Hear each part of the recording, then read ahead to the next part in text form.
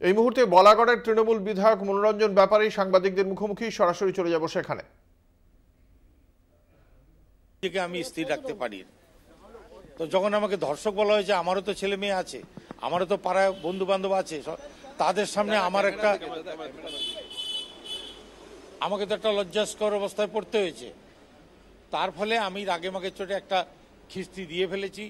এর জন্য আমি আপনাদের মাধ্যমে সমস্ত পশ্চিমবঙ্গবাসী, ভারতবাসী, যে যেখানে আপনাদের মিডিয়া দেখছেন, সবার কাছে ক্ষমা প্রার্থনা করছি।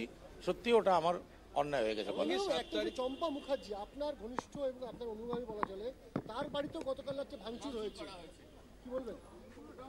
এরা আমার সঙ্গে যারা থাকে, যারা আমাকে সমর্থন জানায়, প্রত্যেক এদের আক্রমণের লক্ষ্যবস্তু। চম্পাকে আক্রমণ করেছে, ওর স্বামীকে পিটিয়ে হাসপাতালে ভর্তি করে দিয়েছে। দেখি দল কি করে, দলের দিকে তাকিয়ে আছি। দলকে জানানো হয়েছে, দল আপনাদের মিডিয়ার মাধ্যমে, তাছাড়া ফোনে ফোনে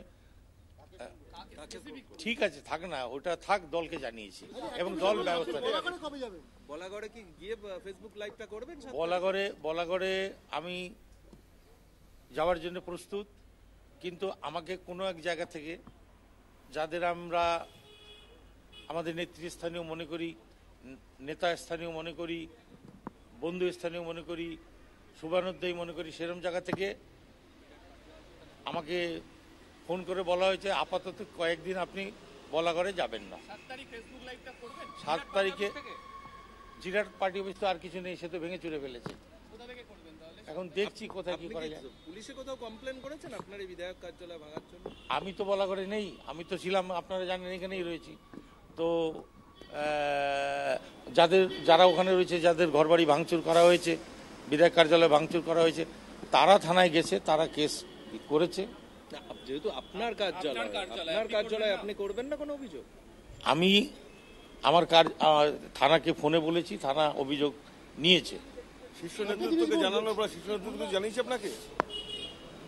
দল ব্যাপারটা দেখছে, দল সব ভাবনা চিন্তা করছে কিভাবে কি করা যায়।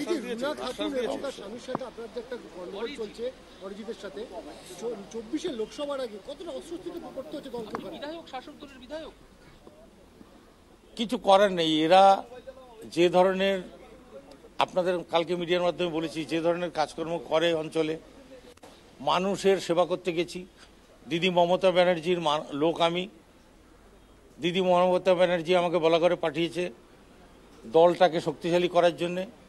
লুটেপুটে খায় যারা, তাদের বিরুদ্ধে যদি আমি না লড়ি, তাহলে দলটা শক্তিশালী হবে না।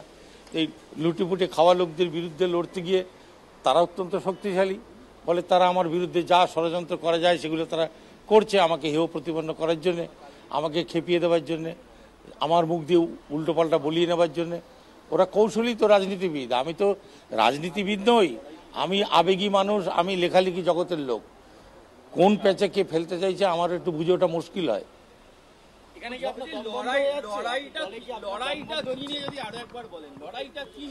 দুর্নীতির বিরুদ্ধে। কি ধরনের দুর্নীতি?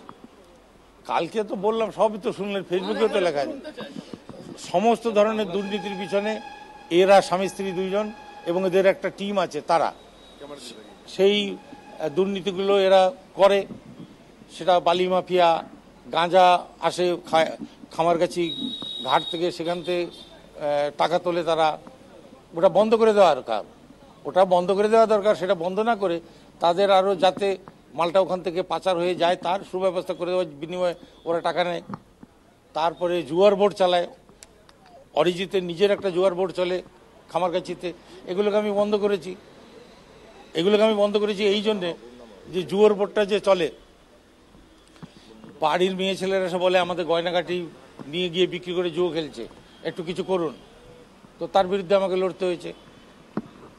এই বালি মাফিয়া বালি তুলছে গঙ্গা থেকে, দিদি কঠোর নির্দেশ আছে, দিদির মাননীয় মুখ্যমন্ত্রী মমতা ব্যানার্জির কঠোর নির্দেশ আছে যে গঙ্গা থেকে অবৈধভাবে বালি উৎখনন চলবে না। এই গঙ্গা থেকে বালি তোলার জন্য খয়রামারি স্কুলটা ভেঙে আজকে গঙ্গা গর্ভে বিলীন হতে চলেছে। তো এর বিরুদ্ধে আমাকে লড়তে হয়েছে, বালি বন্ধ করতে হয়েছে। আপনারা জানেন, অনেকবার আপনারাও নিউজ করেছেন যে বালি আর চলছে না। যে তাতে যাদের আর্থিক দিক থেকে ক্ষতির সামনে পড়তে হচ্ছে, তারা আমার বিরুদ্ধে খেপে গেছে এবং আমাকে বলাগড় ছাড়া করতে চাইছে। আপনারা কালকের মিডিয়াতে দেখেছেন আপনারা কালকের মিডিয়াতে দেখেছেন, সেখানে রুনা খাতুন বলছে চলে যাও, টাকা লাগলে আমি দেবো, যান আপনি যান। মানে আমি বলাগড় ছেড়ে চলে গেলে সে টাকাও দিতে রাজি আছে। অবশ্যই অবশ্যই নিজেকে বলেন বরাবরের জন্য লেখোয়ার, খেলোয়াড় বলেন না। ঠিক আছে, আপনার কি কোথাও মনে হচ্ছে যা পরিস্থিতি তাতে দম বন্ধ হয়ে যাচ্ছে দলের মধ্যে? না, দম মোটেই বন্ধ হচ্ছে না দলের মধ্যে। দল আমার সঙ্গে আছে, দলকে আমি জানিয়েছি। আমার অন্যায় কাজ যদি দেখতো দল, তাহলে তো ফোন করে আমাকে দল নিজেই বলতো যে এই কাজটা তুমি করো না। কিন্তু আমি যে কাজটা করি, জনগণ আমার কাজকে সমর্থন করে। আমাদের দলের বিভিন্ন শাখা উপশাখা আছে যারা অঞ্চলে ঘুরে ঘুরে বেড়ায়, নিত্যদিনকার খবরাখবর তারা দলের কাছে পৌঁছে দেয়। তো সেই ধরনের লোকেরা, তারা আপনারাও খুঁজে দেখতে পারেন আগের চেয়ে জনপ্রিয়তা আমার ওখানে বেড়েছে না কমেছে। অবশ্যই থাকবো, অবশ্যই থাকবো। দিদির আদেশ, মাননীয় মুখ্যমন্ত্রী মমতা ব্যানার্জির আদেশ, ওনার আদেশের ছাড়া, অভিষেক ব্যানার্জির আদেশ ছাড়া আর কোনো কেউ বড় নেই। তারা যদি মনে করে যে আমি যদি